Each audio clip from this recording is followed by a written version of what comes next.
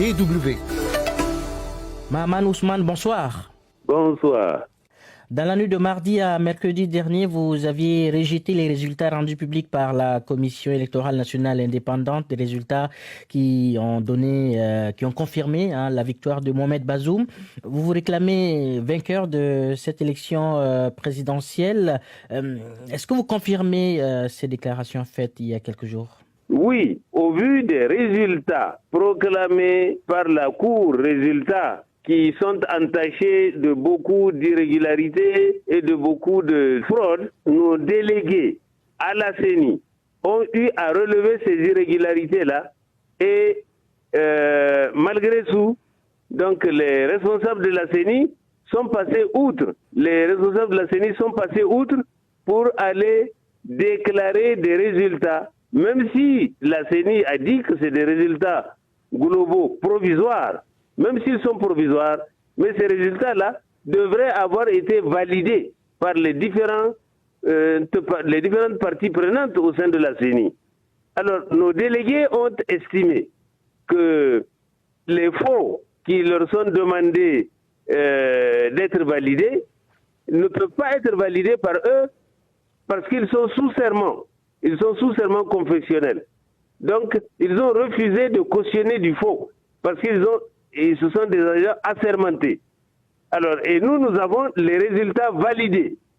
Et c'est ce que nous avons annoncé publiquement pour effectivement estimer que la victoire est de notre côté. Donc, je revendique la victoire dans le cadre de ces résultats globaux provisoires. Et nonobstant cela, il y a un certain nombre d'irrégularités que nous avons constatées et nous allons utiliser les voies légaux de recours qui nous sont offertes de manière à améliorer davantage notre score. Alors, ce que je veux vous dire à cet instant-là, c'est que nous assistons au Niger à une situation assez bizarre où c'est la puissance publique, c'est le pouvoir lui-même qui provoque des troubles à l'ordre public. En ce sens que des résultats provisoires globaux sont annoncés. D'un côté, il y en a qui manifestent leur mécontentement et qui sont inquiétés, et de l'autre côté, il y a des gens qui manifestent leur joie et qui sont protégés, soutenus et encouragés. C'est injuste, c'est inéquitable. Et l'opposant Hama Amadou qui vous a soutenu... Il se trouve que beaucoup de nos militants sont interpellés tout simplement parce qu'ils ont exprimé leur mécontentement, sachant que effectivement les résultats qui sont proclamés, d'ailleurs vous-même journaliste, si vous avez suivi la proclamation de ces résultats-là, vous aurez dû constater que le président de la CENI lui-même trébuchait en lisant ces résultats-là. Parce qu'il y a des endroits où lui-même s'était rendu compte qu'il annonçait des choses qui sont absolument aberrantes. Par exemple, pour le cas de Timia, il dit 103%. Mais enfin, où est-ce qu'on va aller comme ça? Donc, le fait de menacer les gens, le fait de les interpeller, le fait de les inquiéter, n'est-ce pas? Ceci contribue à créer des troubles à l'ordre public. C'est une provocation qui fait que les uns et les autres manifestent. Et normalement, l'autorité publique doit assurer la sécurité pour tous et non pas créer un système d'inégalité, d'injustice et d'inéquité en persécutant les uns et en laissant libre cours aux autres pour qu'ils se pavanent. Non. Monsieur le Président, l'opposant Hama Amadou qui vous a soutenu lors de cette élection présidentielle a été auditionné ce vendredi par la police judiciaire à Niamey et on l'accuse d'être à l'origine des troubles de ces derniers jours dans votre pays. Quelle est votre réaction? C'est une réaction de protestation contre ces actes que le pouvoir pose en interpellant à tort et à travers nos militants, un certain nombre de dirigeants de l'opposition, dont Hama Amadou, les leaders d'opinion, les membres de nos structures de campagne, les membres des CENI aux différents niveaux régional et local, nos délégués au niveau des bureaux de vote, les superviseurs. Pourtant, l'ensemble de ces personnalités dont je vous cite les qualités, mais sont en train d'exercer leur rôle en vertu de la loi. La fermeture de nos bureaux de campagne, la fermeture de nos bureaux politiques et sièges avant la date limite, disons, de la fin du processus électoral.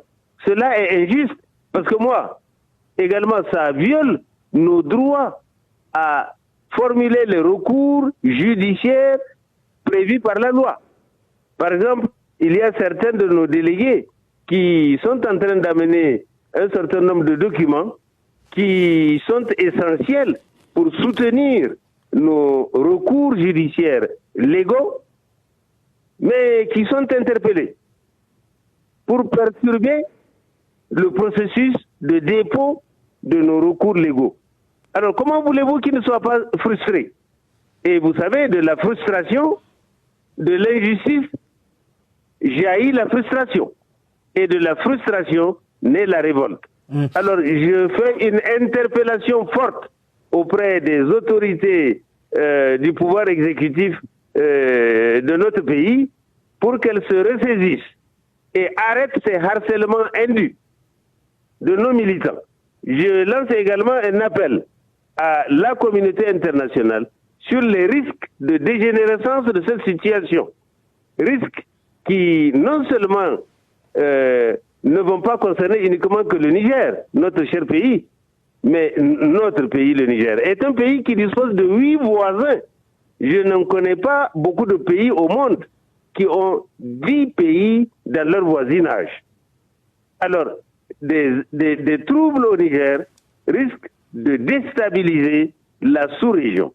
C'est pour cela que nous exigeons, moi personnellement, Mahamadou Ousmane, candidat au second tour des élections présidentielles, ayant obtenu plus de 50% des suffrages comptabilisés, j'exige la libération sans condition de tous ceux qui ont été indûment interpellés ou arrêtés.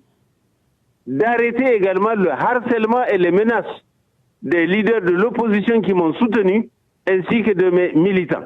La sécurisation des bulletins de vote pour permettre de faire le recomptage de ces bulletins-là, ainsi que le prévoit le code et également les règlements de la CENI. Parce que le code prévoit que la CENI, notre Commission électorale nationale indépendante, est responsable des urnes et des PV qui sont issus des bureaux de vote. Alors, nous sommes disposés à suivre les voies légales. Mais il ne faut pas nous priver de nos droits de travailler sur ces documents-là, de les sécuriser et de formuler ces recours-là. Oui, Monsieur le Président, le pouvoir vous accuse d'inciter vos militants à casser... Écoutez-moi. Allez-y. Ces interpellations et ces arrestations indues, sans base légale, perturbent le déroulement du processus des recours légaux que nous devons déposer. Donc, j'élève là une protestation contre ces différentes interpellations indues. C'est des violations de nos droits, c'est des violations des droits humains, c'est des violations des libertés fondamentales reconnues aux citoyens. Nous ne sommes pas d'accord. Et je mets en garde les autorités sur les conséquences de ces arrestations indues. Parce qu'elles contribuent à créer des frustrations, elles contribuent à créer des injustices et donc à créer des conditions de trouble et ne facilitent pas le traitement de cette opération électorale qui va tirer à sa fin. Okay. Notre vœu, notre souhait, c'est que les droits des uns et des autres soient reconnus sans parti pris, mais les actes qui sont manifestement illégaux, qui sont posés par les autorités, exposent notre pays à des risques énormes dont certains ne sont pas encore conscients. Donc je lance un appel solennel aux uns et aux autres pour que ces interpellations et ces fermetures de sièges et ces arrestations de nos délégués qui sont dans le processus d'élaboration de nos recours légaux auprès de la Cour constitutionnelle soient arrêtés sans délai, de manière à ce que le processus puisse se poursuivre pacifiquement.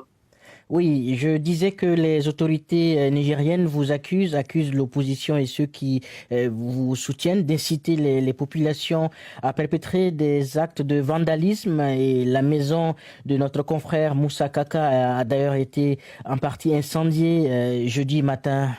Je vous ai expliqué l'origine de ça. Ce sont les arrestations indues qui créent des frustrations, et la frustration crée la révolte, et la révolte crée l'insécurité. Il faut qu'ils arrêtent ces arrestations-là. Au Niger, on n'a pas une tradition de banditisme et de troubles à l'ordre public sans cause. Non, c'est très simple à comprendre. Mais vos partisans sont accusés de casser, de brûler, Monsieur le Président. Attendez, écoutez-moi. Vous posez une question, ben vous attendez ma réponse. Actuellement, en ces quelques jours-là, il y a, d'après les chiffres dont nous disposons, 467 arrestations. Mais vous vous rendez compte? Quand vous prenez les autres localités, ça c'est à Niamey seulement. Au niveau des autres localités, par exemple à Zender, il y a également un certain nombre d'arrestations qui sont actuellement en cours. Alors il ne faut pas s'étonner que ces arrestations-là, qui sont indues, qui sont sans fondement, provoquent des frustrations et des réactions, et provoquent des troubles à l'ordre public. Donc ça veut dire que ce sont les autorités même qui provoquent les troubles à l'ordre public. Ce n'est pas acceptable. Il faut que la communauté internationale suive la situation de près et interpelle les autorités pour qu'ils arrêtent ces actes de provocation visant tout simplement à détourner l'attention qui est le hold-up électoral actuellement en cours. C'est inacceptable ça. Ah oui, il y a un vol électoral qui est en cours de préparation. Maintenant, on pose des actes de diversion visant à divertir les populations et à faire en sorte que les délais soient épuisés, et puis on va confirmer les faux résultats qui ont été déjà proclamés et qui sont pleins d'irrégularités et qui n'ont pas l'adhésion consensuelle de l'ensemble de la CENI. Nous ne sommes pas d'accord. Nos délégués, d'ailleurs, ont fait une déclaration soulignant cet aspect-là. Et ils vont la développer incessamment. L'Organisation internationale de la francophonie, la CEDEAO, l'ONU, la France, bref, la communauté internationale appelle à la retenue, au calme au Niger. Qu'est-ce que vous avez à dire à vos partisans pour éventuellement les calmer? Au niveau des actes posés par le pouvoir, ce sont nos partisans qui font des arrestations ou qui posent des actes susceptibles de provoquer des troubles à l'ordre public. Voilà l'enjeu. Le véritable problème, c'est celui-là. C'est un hold-up électoral qui est en cours. Nous n'accepterons pas ce hold-up électoral. Ça doit être le 3e ou le 4e hold-up électoral dans ce pays-là. Les gens en ont ras-le-bol. Ils veulent tout simplement que l'expression du suffrage des populations soit reflétée dans ces résultats-là. Et comme ça, le pays va rester en paix. Et non pas créer des diversions visant à provoquer des troubles et à perturber le déroulement des processus pour que rapidement on confirme des faussetés. Non, la balle se trouve dans le camp du pouvoir. Ils doivent arrêter ces arrestations-là. Oui, voilà de quoi il s'agit. Bien, Monsieur le Président, merci beaucoup pour cette interview. Je vous remercie. DW